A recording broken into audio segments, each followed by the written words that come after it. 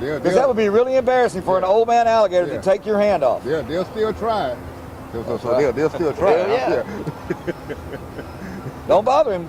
Hey, let us get some video first, because my fear is he gonna run. Yeah. Don't mess with him until we give you the nod. Because I thought about that too. I said, man, what if the gator's in the water, man? If he's in the water, we're gonna go get him. Yeah. We'll get in there with him. But we don't have to do that. So. Okay. Yeah.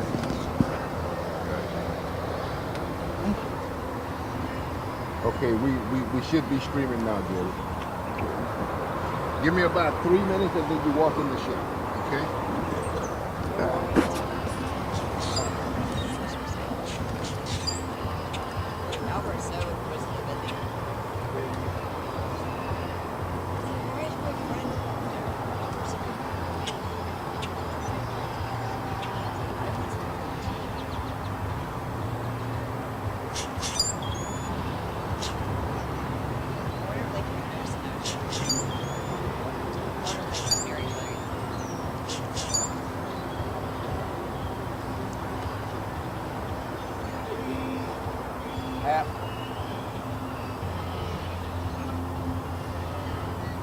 I bet he got so skinny because he was too weak to eat.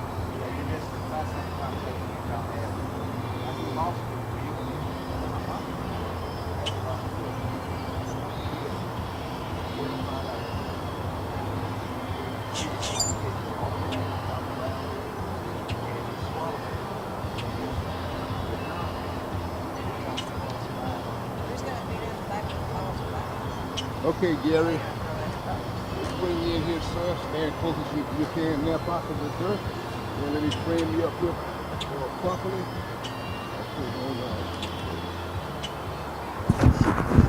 So, Gary, tell us, what can you tell us about this particular gator here, sir? This alligator was on Lake Sam Rayburn. Had been in one spot for up to a month. It would never go 15 to 20 yards from where it was laying all day.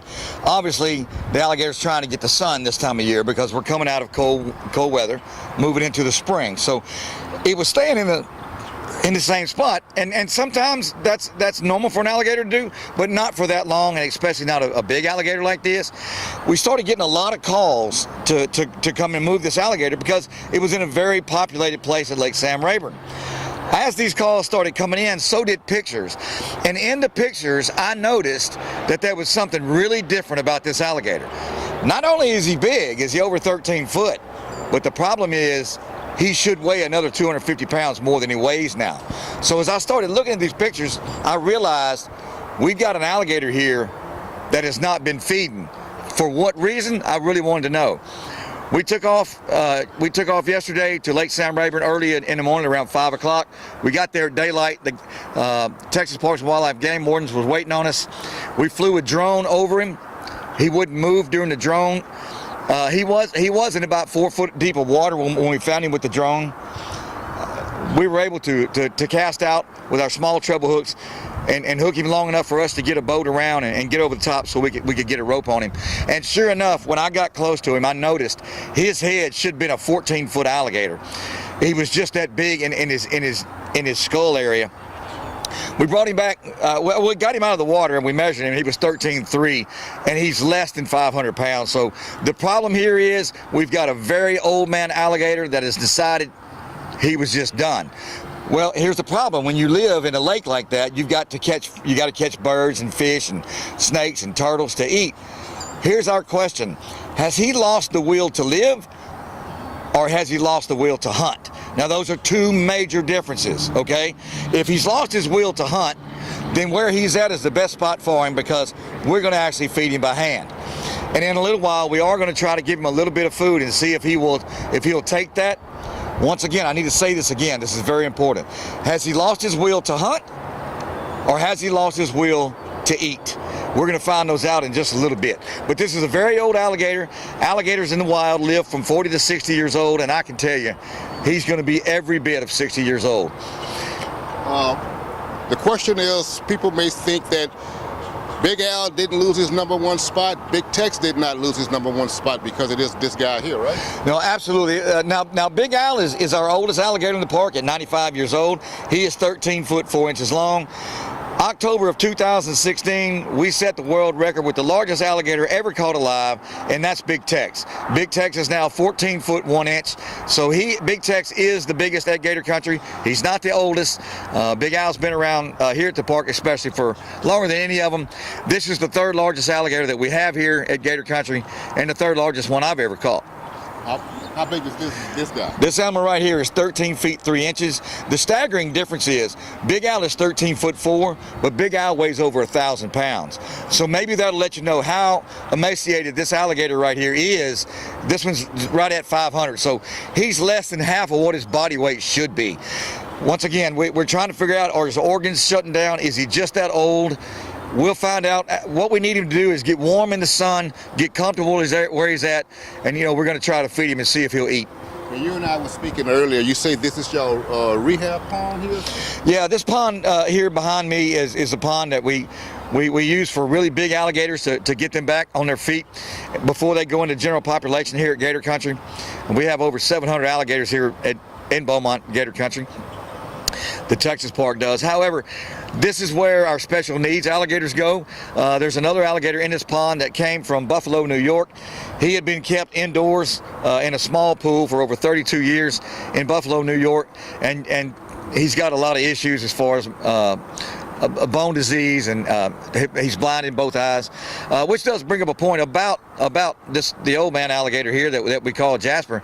Jasper is missing his left eye. He doesn't even have the eye at all. It's just completely gone. So that's another issue when we're talking about if he's hunting for his prey. I mean, only having one eye would certainly make that more difficult.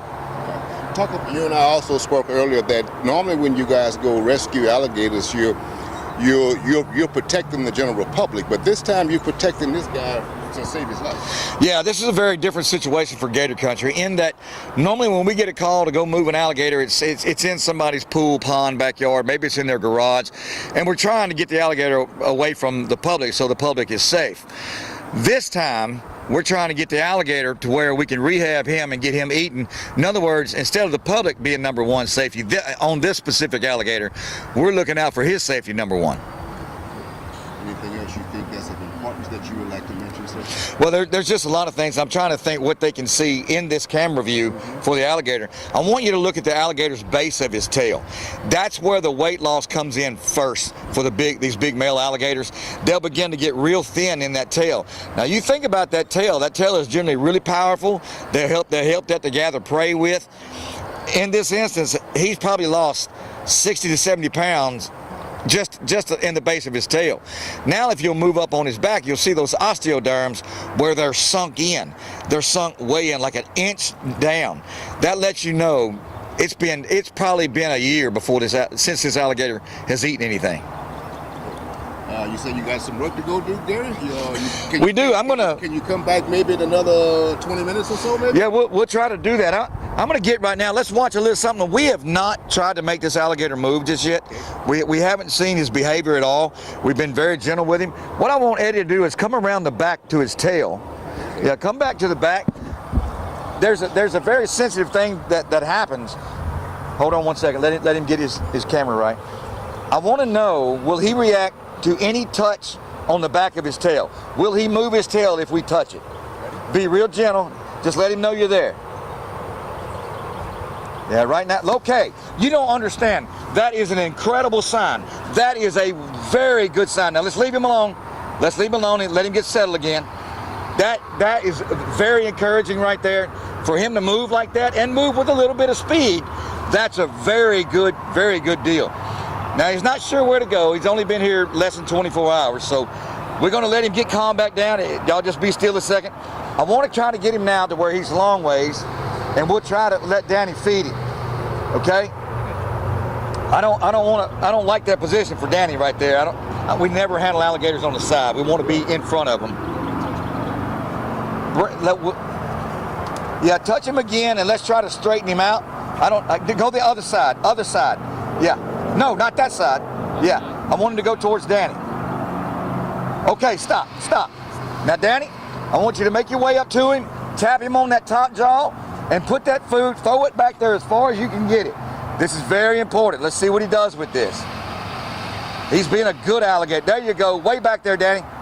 All right, came out. It fell out. Let's try it again.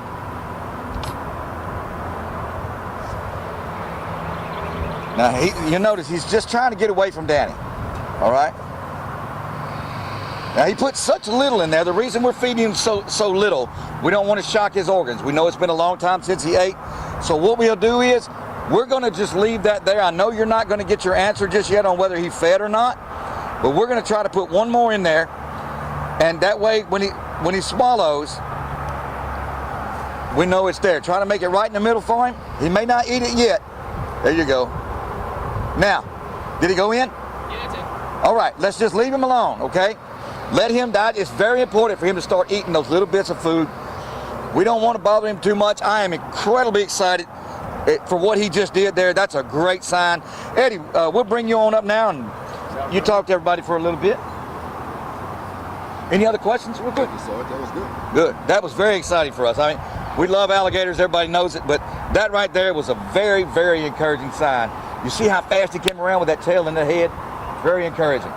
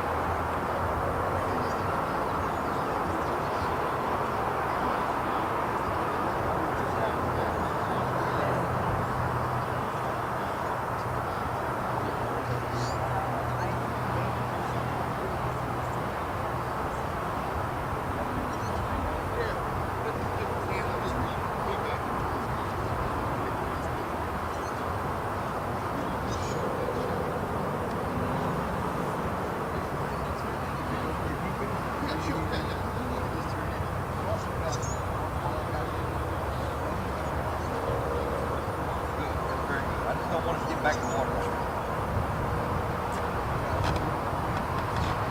Hey, there's John now. You want to? He's on a kind of a time frame. You want to catch him for a few minutes? Okay, come on in. Yeah, we come in. Yeah.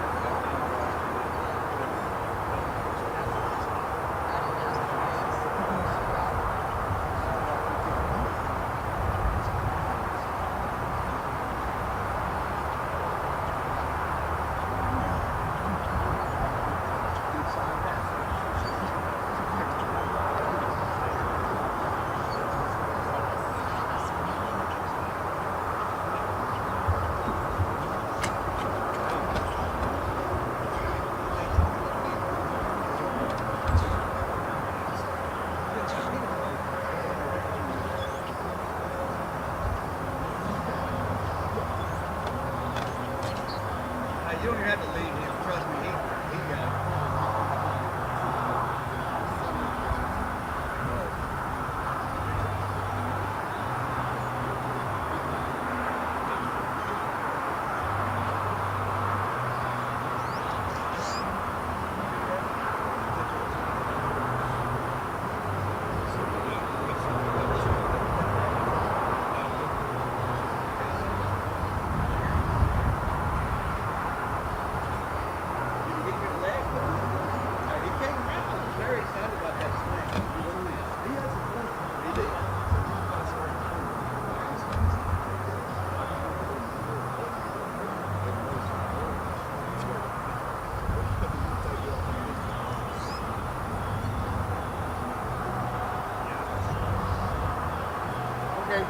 We're ready for you.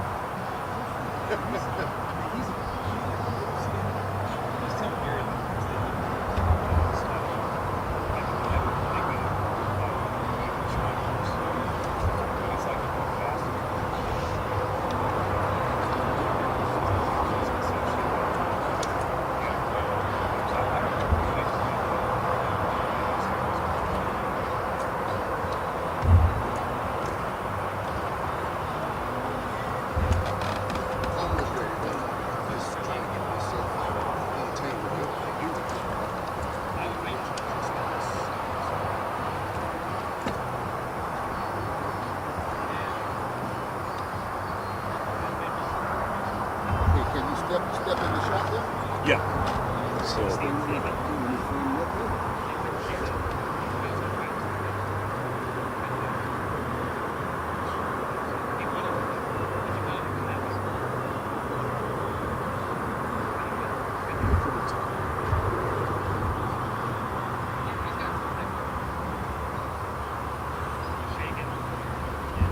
Okay, turn your body towards me. Okay, good. Stay. So, can you state your name, sir, and who you're with? yeah. I got it. Jonathan Warner, Texas Parks and Wildlife Department. I'm the alligator program leader. Gotcha. So, what brings you guys here to Gator Country? So we're here today to look at a nuisance alligator that was captured yesterday at Lake Sam Rayburn. Here in the background, really old male. You can see he's kind of skinny on the emaciated side and could be at the end of his natural life, or there could be something else going on, like lead poisoning. We don't know that for sure, and so we'll get some blood samples and some measurements and just try and get a little bit better of an idea of why he's in this condition, if it's natural or if there's maybe a disease or a poisoning aspect. Nothing to worry about. Where we just it's very rare to get alligators over 13 feet that are captured live and then brought to a facility like this. So we have a chance to maybe learn one or two things about these animals that we don't know yet. Are you able to understand you may take some blood tests and see what was maybe in the water up there at Sam Rayburn? Yeah, we'd like to do that. So one of the things I'd like to do is get a blood sample, and certainly not saying Lake Sam Rayburn is a toxic lake or full of lead, but what we see across the United States with big old alligators in areas that are used for recreational fishing extensively, whether it's Texas, Florida, Louisiana, in areas where you may have a lot of old fishing sinkers, lead fishing sinkers in the basin of the lake or the shoreline or buried in the sand. Part of an alligator's natural behavior is over the course of their lifetime, they will actually swallow small stones and other objects intentionally. They're called gastroliths, and so those stones or gastroliths sit in the stomach, and we think it helps them break down their meal. So if they eat a fish or a bird, that friction in the stomach with those items kind of helps them digest quicker. There's some other thinking out there that maybe points towards those stones in the stomach act as a ballast that helps them dive faster potentially. But where I'm going with this is incidentally, sometimes they swallow fishing sinkers and other man-made objects. I've even seen glass bottles inside of them instead of natural rocks and things like that. And so you can get into a situation where a big old alligator like this, over the course of its lifetime, that may have a dozen or more fishing sinkers in it, which many of these sinkers are made out of lead, you can see increased body burdens of that lead. And so we can tell that from the blood, and then once the animal passes away, hopefully it's going to be a long time from now, we can look at things like bone and other tissue to look at, maybe did something like lead poisoning play a role in this animal's condition. Whether it's birds or humans or fish, lead toxicosis has been extremely well studied, and you get neurological problems that can affect your behavior and can lead to not being able to feed successfully.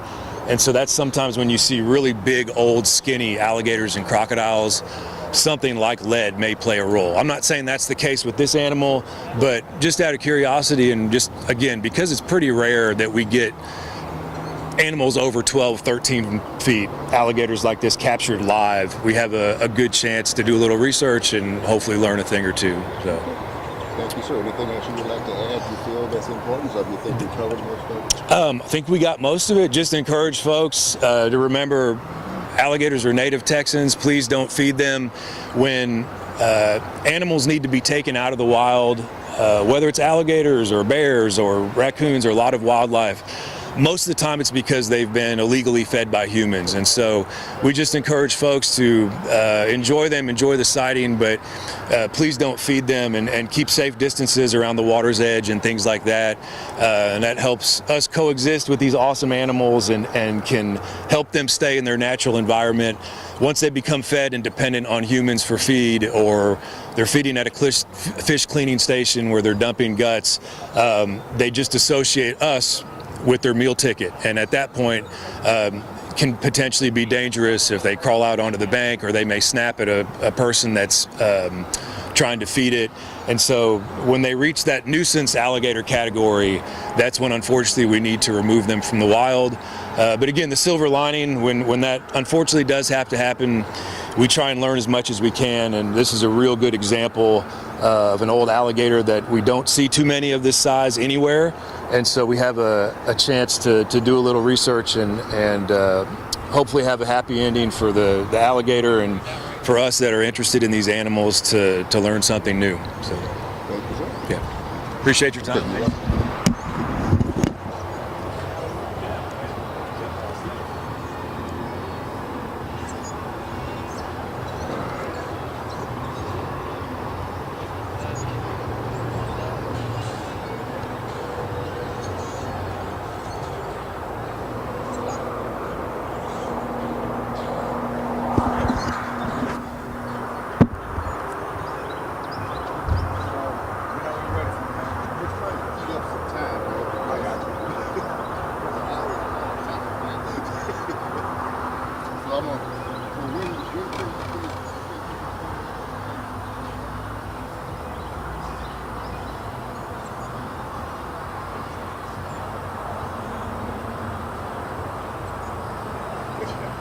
That's probably, man. It seems to keep me out of trouble. Yeah. And reason I say that is because the whole thing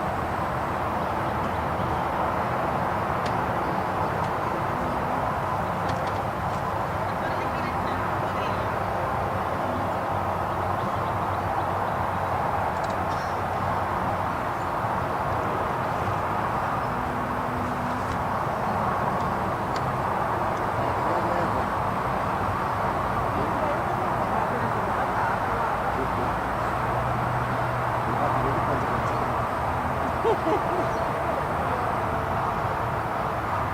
questo è un tagliare da prima da qualche parte da solo.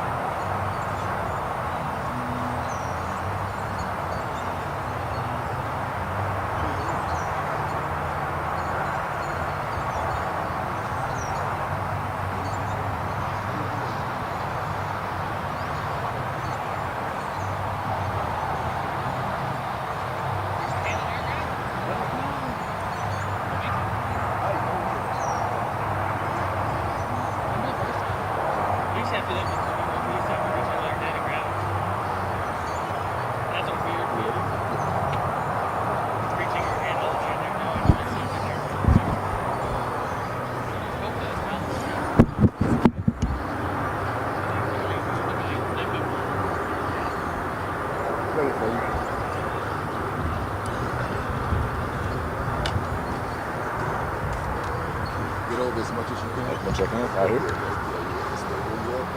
Yes, sir.